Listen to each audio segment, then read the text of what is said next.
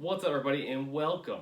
This is the first YouTube actual podcast I'm doing, so if you're listening online, I am recording a live version of this. So if you guys want to see my handsome mug or ugly face, however you want to put it, we are here and ready to roll. Excuse the setup; it's very amateurish at the moment. It's something that I am working on. As you can see, I still haven't brought that down. So there we go. We got the logo popping. So again, new setup. I'm still figuring some things out here. It's my first live, well, not live, but just regular show that I'm doing. Put it up on YouTube, so it may be a little amateurish, but oh well, we're here and we're ready to roll. And tonight we are diving into, and also welcome to the Life of Pi show. For anybody who's new, I'm your host, P. Young. On this podcast, we talk about movies and television. I'm a huge movie and television buff. Love to binge watch TV shows and movies, so if you're new, welcome. If you've been here before, thank you for coming back and enjoy the show. So, welcome back to Life of Pi. I'm your host, P. Young.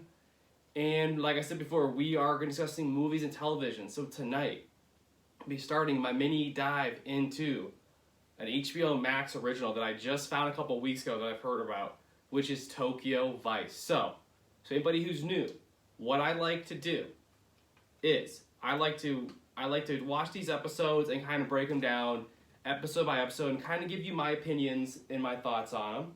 So again, it's maybe a little bit rough because I'm used to not being able to, have people watching this. A little easier just doing it on my own, but we're trying something new, so here we go. So, Tokyo Vice, so glad I checked this show out.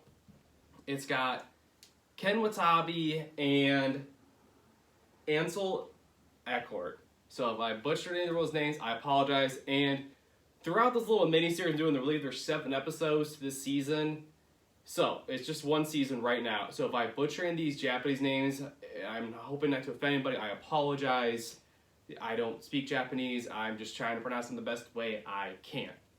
So, episode 1.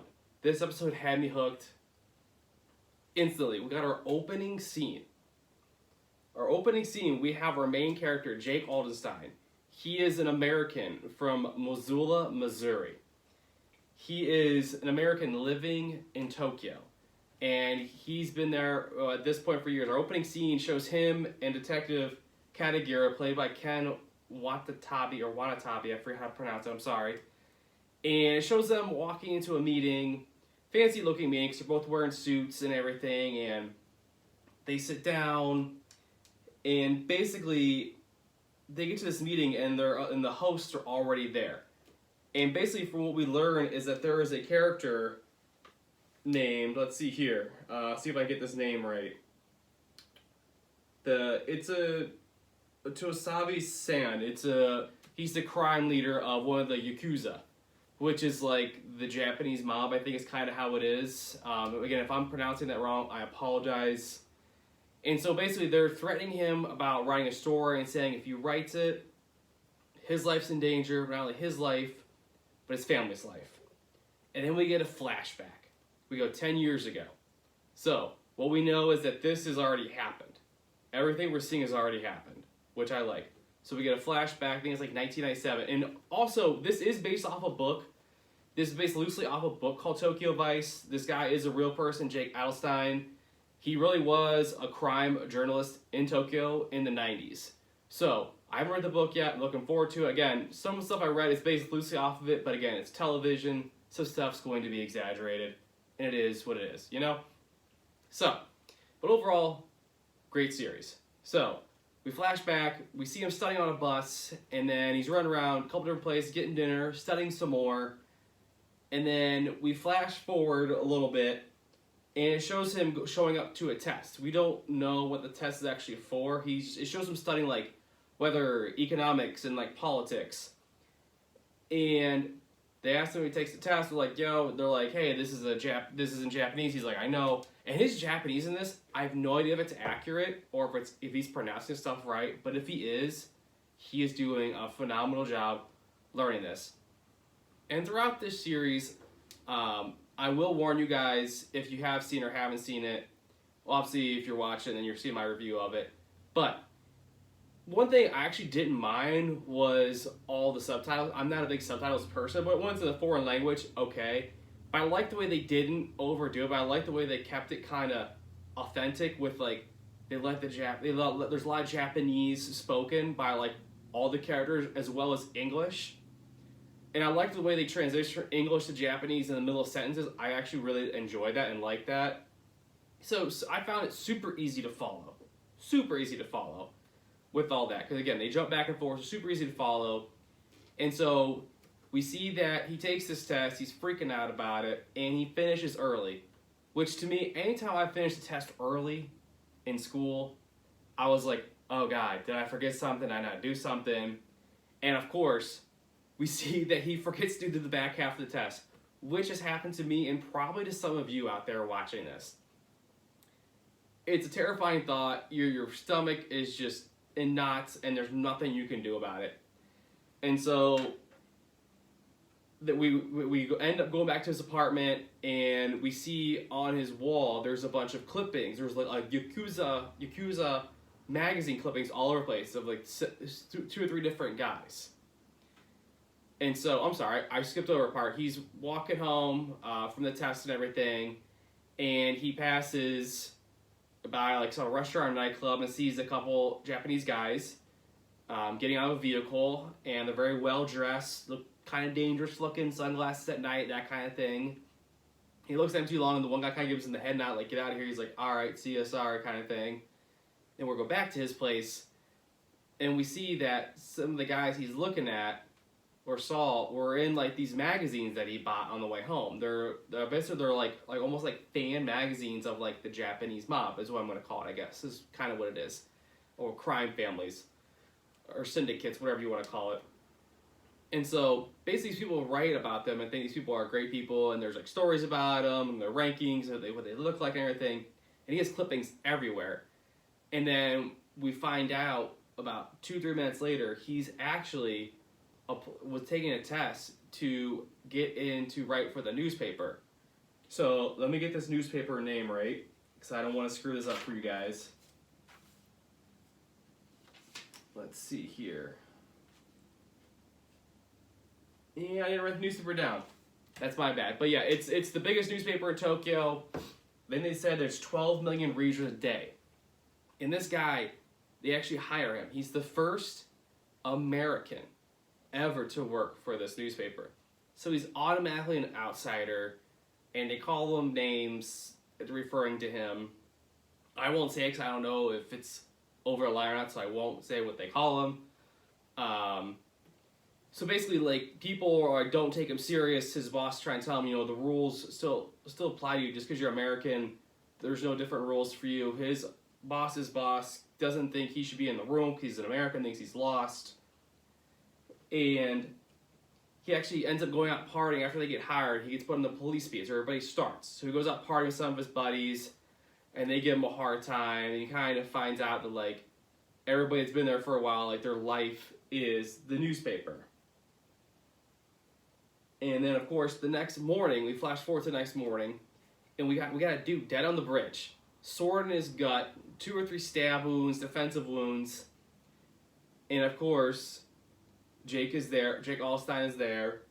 And we have our first official meeting. Well, I guess our first or second showing of Detective Katagiri.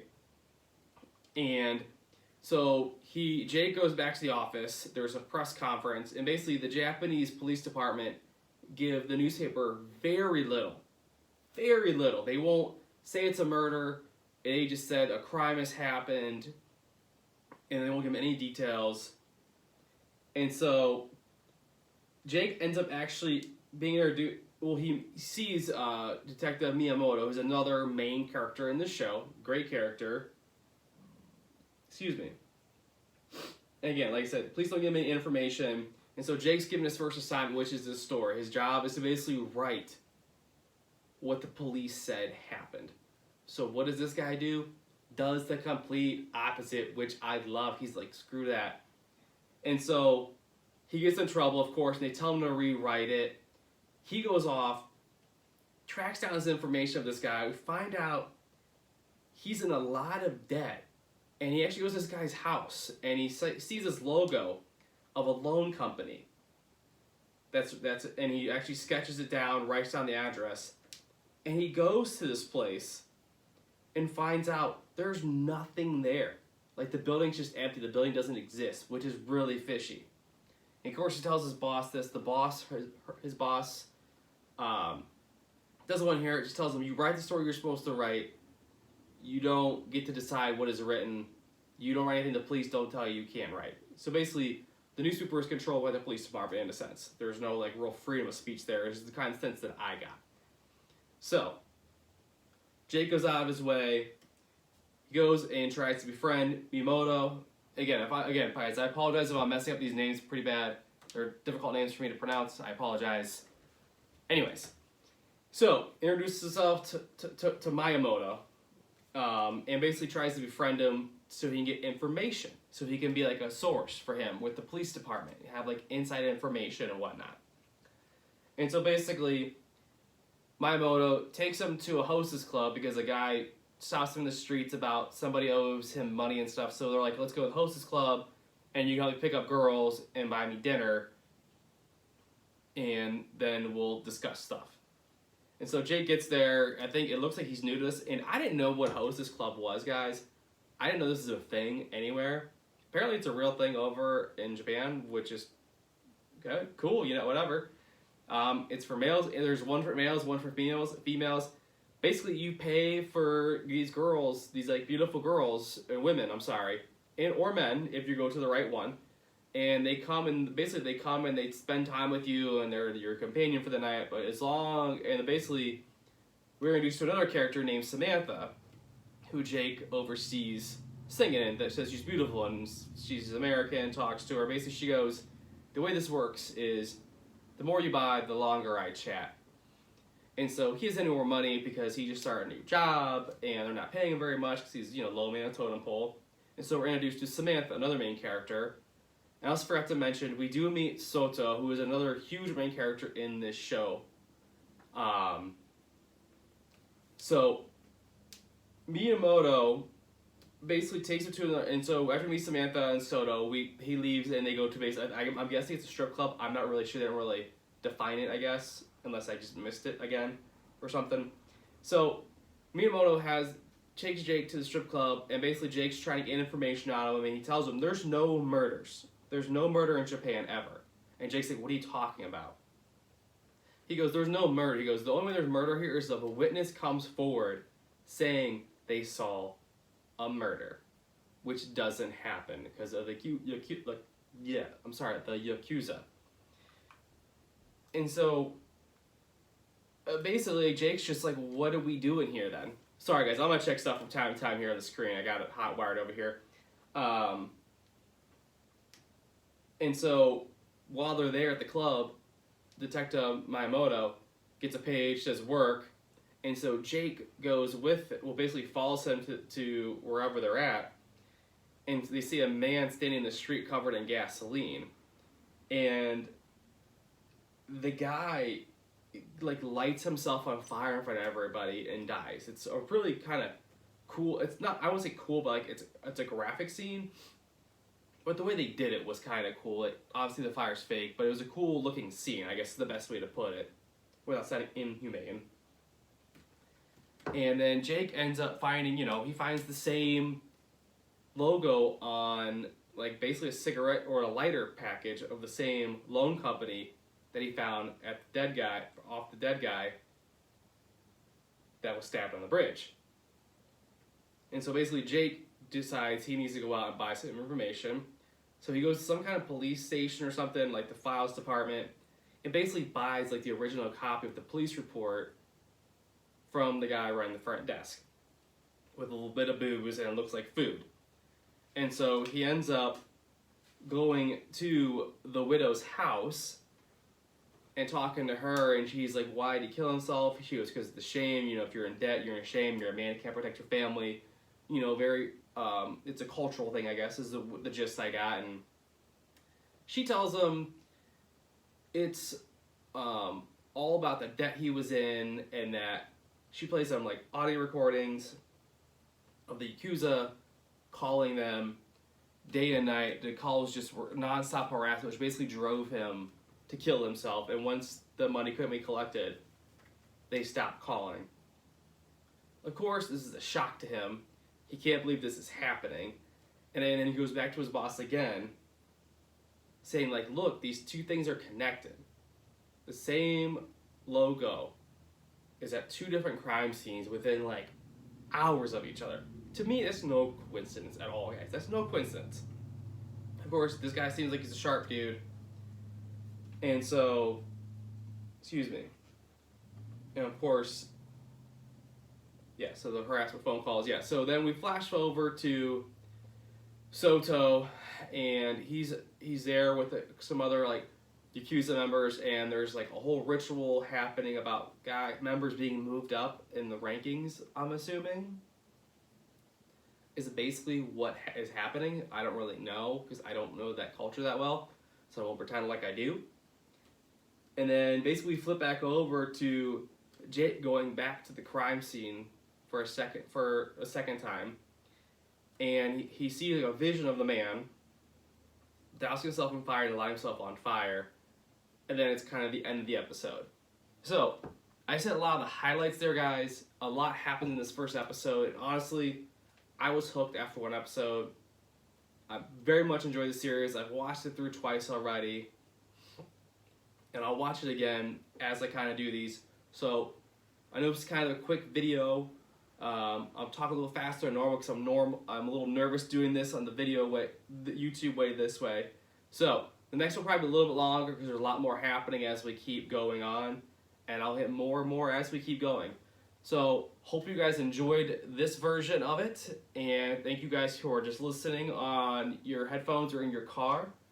And be sure to subscribe. Since you found my channel, be sure to subscribe, like, and 5 stars. Helps me move up through the rankings. Helps other people reach and find my podcast, which is much appreciated. If you're already a follower, much love to you, much appreciated. If you're new, welcome. We're gonna cover lots of cool stuff here.